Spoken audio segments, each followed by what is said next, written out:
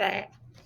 Hey kids, we are reading chapter 5 today, and this is the last chapter that you will read this week. Chapters 1 through 5 was what your required reading was. So, we learned in the last chapter that Luke he's not even allowed to come down to the breakfast table or the dinner table to eat with his family anymore. He has to sit on the steps of the attic. So I'm assuming the attic has steps that come down into the kitchen. So he's right there on the steps, and he's going to start eating his meals there on the steps because his family's so scared because there's so many workers around, and they don't want a worker to see his shadow. Or, they even moved his chair out of the kitchen. One of the workers said, "Hey, farmer, do you have air conditioning in the house because all your windows are closed and your blinds are closed?" And he was like, "Of course not. I'm a farmer. I'm poor." So that kind of makes people suspicious. So they're just being careful of what they do, so they're not found out about Luke. Right? Chapter 5. Luke ate every meal after that on the bottom step. It became a habit, but a hated one. He had never noticed before, but Mother often spoke too softly to be heard from any distance, and Matthew and Mark always made nasty comments under their breath, so they could start laughing, often at Luke's expense. And he couldn't defend himself because he didn't know what they had said. He couldn't even hear Mother saying, "Now be nice, boys." After a week or two, a lot of the time, he didn't even try to listen for the rest of the family's conversation. But even he was curious the hot July day when the letter arrived about the pigs. Matthew brought the mail in that day from the mailbox at the crossroads a mile away. Luke had never seen them, of course, but Matthew and Mark told him there were 3 mailboxes there, one for each of the families that lived on the road. Usually the gardener's mail was just bills or thin envelopes carrying curt orders from the government about how much corn to plant, which fertilizer to use, and where to take their crop when it was harvested. So these orders from the government, these curt orders, are just like directive instructions about how to do things. The government is really controlling their crop production, how much, where they can plant the crops, how much crops they can pick, and which type of fertilizer. So a lot of things are being controlled. Remember, this third child law started because there was a famine, which means there was there wasn't enough food for everybody in the world. So they started this law to cut down on population. So they're trying to regulate food growth. A letter from a relative was a cause to celebrate, and Mother always dropped whatever she was doing and sat down to open it with trembling hands, calling out at intervals, "Oh, Aunt Effie's in the hospital again," or "Lisbeth's going to marry that fellow after all." Luke almost felt he knew his relatives, that they lived hundreds of miles away, and of course they didn't even know he existed.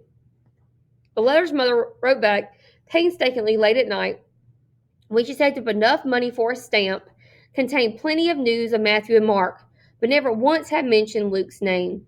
So they're so poor that Mother can't afford a 50-cent stamp.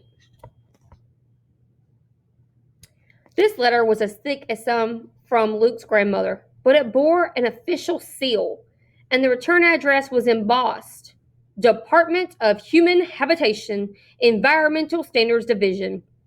Matthew held the letter at arm's length, the way Luke had seen him hold dead baby pigs when they had to be carried out of the barn.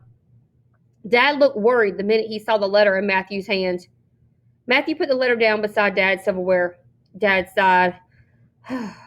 "Can't be anything but bad news," Dad said. "No use ruining a good meal. It can wait." He went back to eating chicken and dumplings.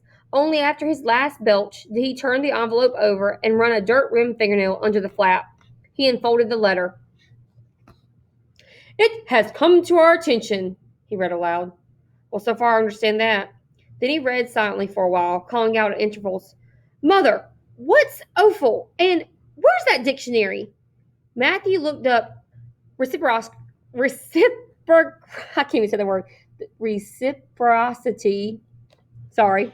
Finally, he threw down the whole thick packet and proclaimed, "They're going to make us get rid of our hogs." "What?" Matthew asked, more serious than Mark. He talked for as long as anyone could remember about, "When I get my own farm, it's going to be all hogs. I'll make the government let me do that somehow." Now he looked over Dad's shoulder. You mean they're just going to make us sell a lot at one time, right? But we can build the herd back up. Nope, Dad said. Those people in them fancy new houses won't be able to stand pig smell, so we can't raise hogs no more.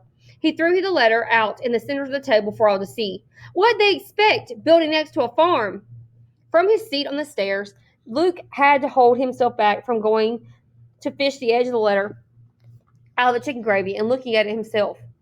They can't do that, can they? He asked. Nobody answered. Nobody needed to. Luke felt like a fool for asking as soon as the words were out of his mouth.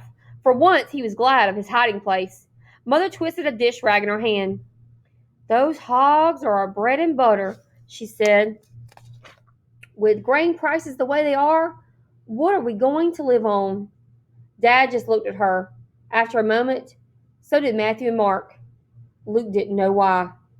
So we've just learned that the hogs are being, they're going to sell the hogs off because the rich families in the houses next door, when they move in, don't want to smell hogs. And so Luke's family, they're farmers and they, grow corn and wheat, whatever. But they also use hogs to supplement their income. And without the hog money, the money from the hogs, they're not going to be able to even have their bare necessities. So right now they're kind of at a standstill, like, what do we do? Where are we going to go from here? So, all right, guys. So you need to make sure that you complete all the assignments on the Google Slides. There will be a quiz at the end of the Google Slides for you to complete. There's ReadWorks and RAS Kids and Ed Puzzles also. Make sure that you turn this Google Slides totally into the Google Classroom. You go in the Google Classroom, you'll hit the turn in button when you are all done with all the slides. You just turn it into the Google Classroom, and I'll get that and put a grade in there for you. I hope you guys are doing well. Please make sure you sign up for any conference times on the Sign Up Genius, and I'll be here to help you guys. Talk to you soon. Bye.